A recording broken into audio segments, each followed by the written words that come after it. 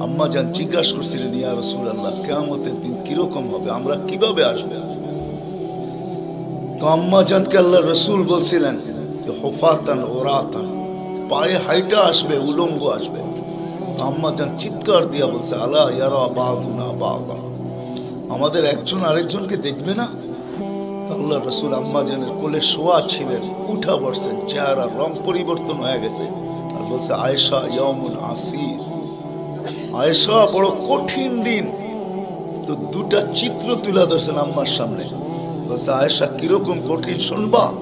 কান্নি আনদুরু মুসা মুতালাফফিফুন বিউমুদিল আরশ ওয়া ইয়াকুলু রব্বি লা আসআলুকা আল-ইয়াওমা উম্মি ওয়া লা আসআলুকা আল-ইয়াওমা উখতি আসআলুকা নাফসি নাফসি নাফসি নাফসি। বলছে, আয়েশা এরকম কঠিন দিন আমি দেখতেছি যেন মুসা আলাইহিস সালাম আরশের খুঁটি ধরে চিৎকার দিতেছে আর বলতেছে, আল্লাহ আজকের দিনে মাকে চাই না, বোনকে চাই না, চাই আমাকে বাঁচান, আমাকে বাঁচান।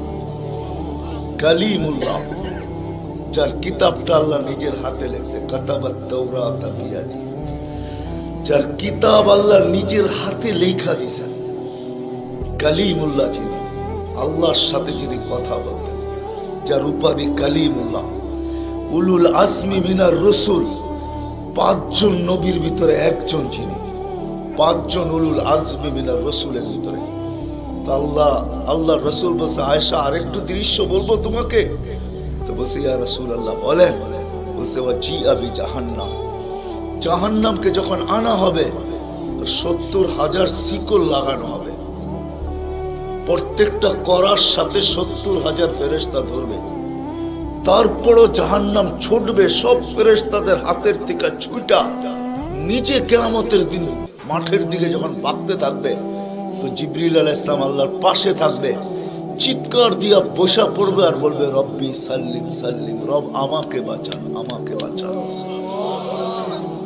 ওই দিন শুধু একজন ব্যক্তিত্ব, আপনার আমার রসূল মুহাম্মদুর রাসূলুল্লাহ সাল্লাল্লাহু আলাইহি ওয়াসাল্লাম শুধু উম্মতি উম্মতি বলে চিৎকার দিবে।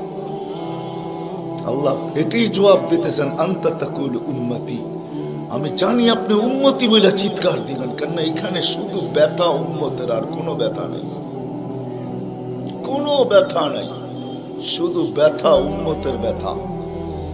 এমন এক ব্যথা দিলের ভিতরে ছিল, তো বলছে আপনি উম্মতি বলে চিৎকার দিবেন, আমি বলবো রহমতি রহমতি, 99 রহমত রাখা আছে, সালতো তা, ওই দিন আপনি চাবেন আমি দিব, শাফি তুসাফা, আপনি সুপারিশ করবেন আমি মঞ্জুর করব।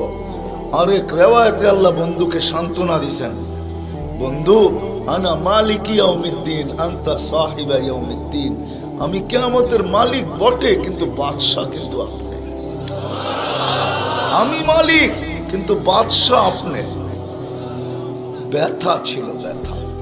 সুনামগঞ্জের মানুষ আমার চেয়ে বড় বড় ওলামার আওয়াজ করছে, আমি শুধু আপনাদেরকে একটু নবীর ব্যথা শুনাইতেছি, কিরকম ব্যথা ভিতরে ছিল।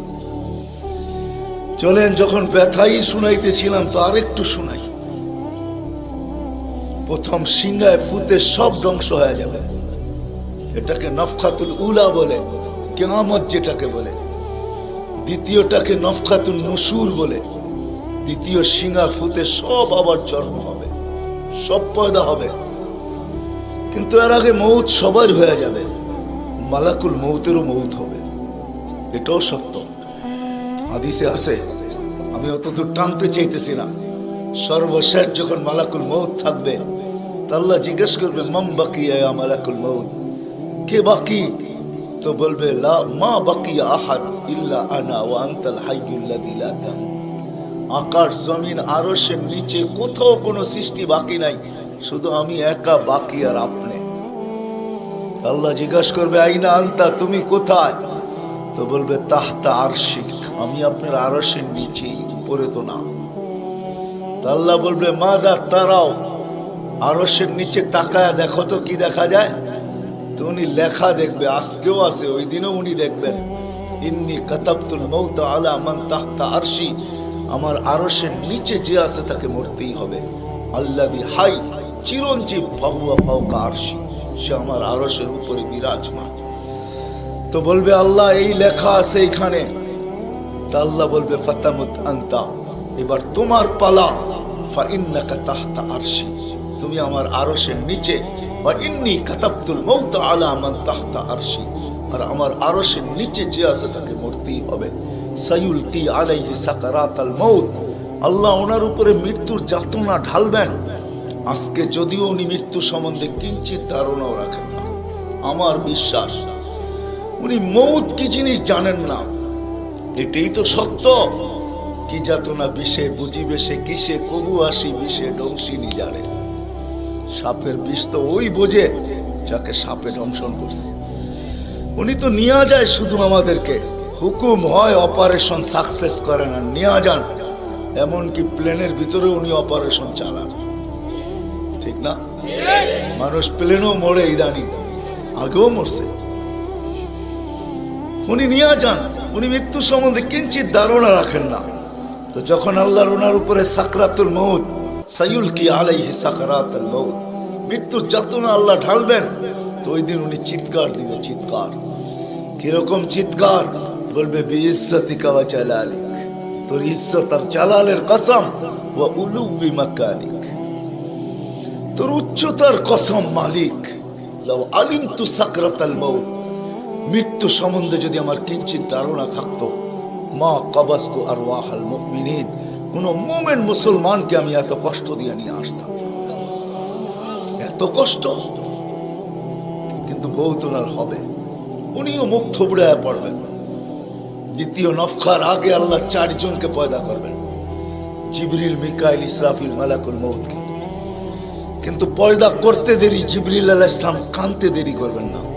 3 জন জিজ্ঞাসা করবে কান্নার কারণ, বলে ইদান ইউমার ইসরাফিল, এখনই হুকুম করা হবে ইসরাফিলকে নফখাতুন নুশুরের জন্য, আর আমাকে হুকুম করা হইবে আল্লাহর বন্ধুকে মাকামে মাহমুদে নিয়ে আসার জন্য। কিন্তু আমি আমার মৃত্যুর পরে ভুলে গেছি উনার কবর কোথায়। তো 3 জন বলবে সহজ সমাধান, ফাসআলিল আরদা, তুমি জমিনকে জিজ্ঞাসা করো।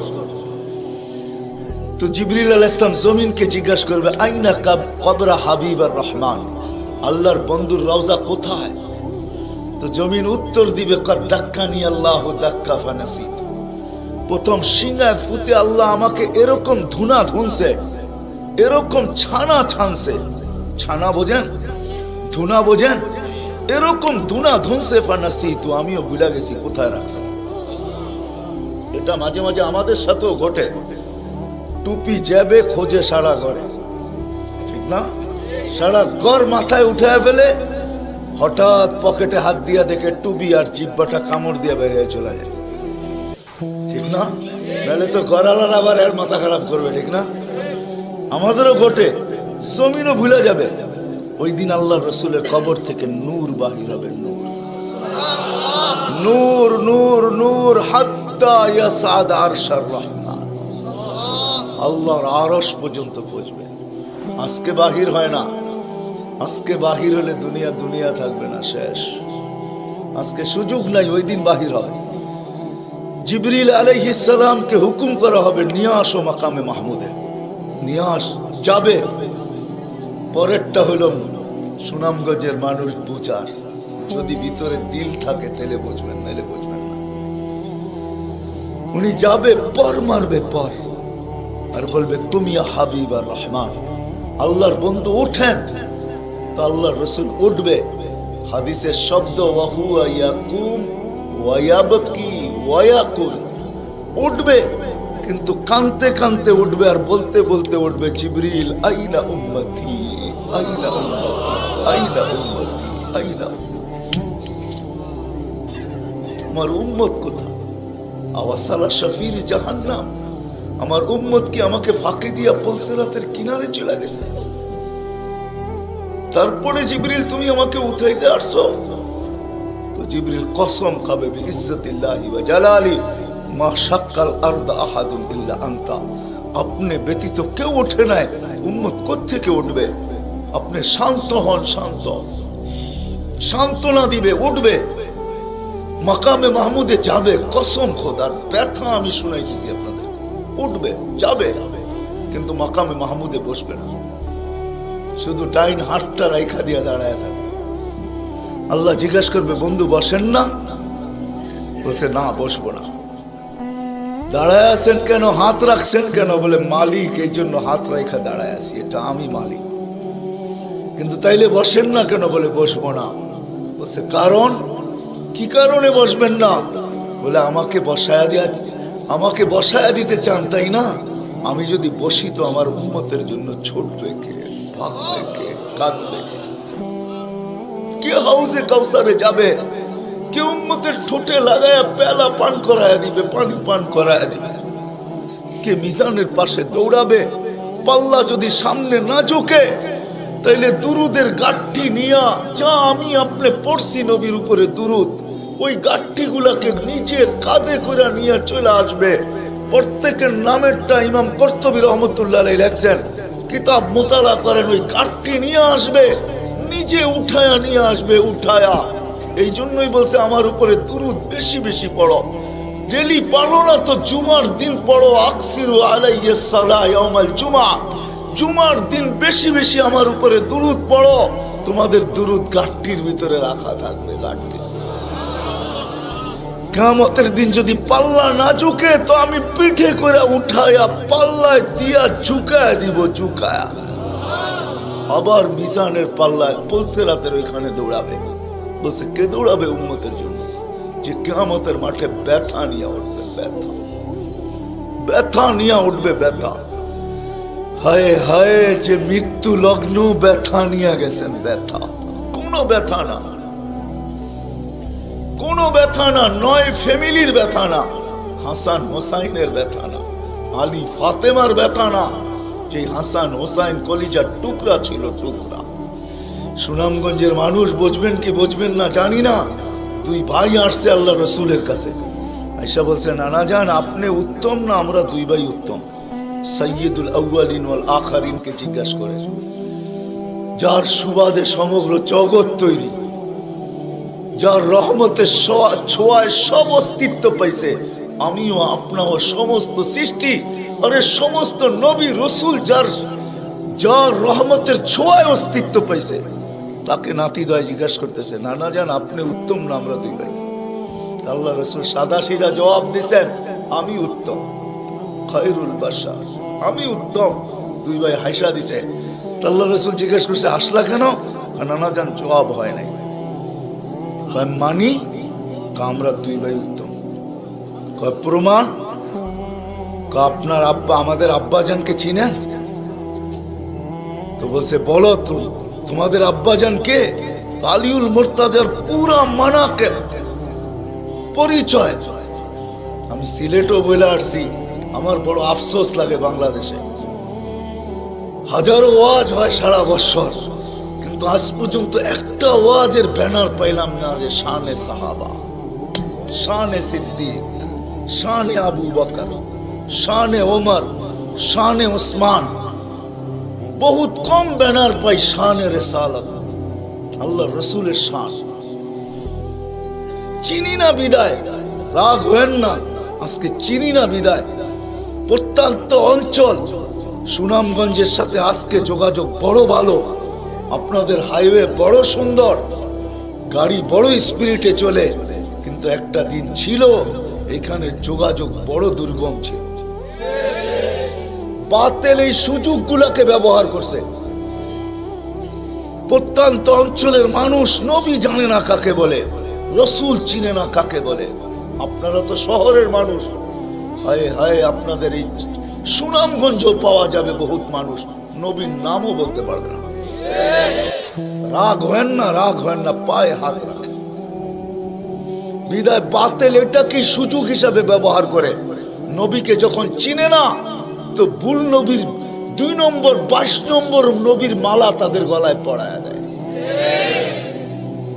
কাদিয়ানি বানাইতে সুবিধা এই জন্য, নবীর পরিচয় যদি আমাদের বাচ্চা বাচ্চা জানতো, নারী পুরুষ জানতো, আমাদের স্কুল কলেজের ছেলেরা জানতো যে আমাদের নবী কে, তার প্রয়োজন কতটুকু, তার মর্তবা কত বড়, তাইলে কেউ এরকম দাওয়াত নিয়ে যাইতে দেরি, জুতার বাড়ি খেয়ে ফিরতে দেরি হতো।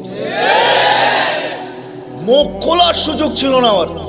আমার বড় আফসোস লাগে, দিলে ব্যথা লাগে, ব্যথা যে বাংলাদেশে হাজারো লক্ষ ওয়াজ হয়, জানি না হুজুররা দেখছে কিনা জানি না, শানে সাহাবার কোনো ওয়াজ নাই, শানে আলী, শানে ওমর, শালে হায় হায়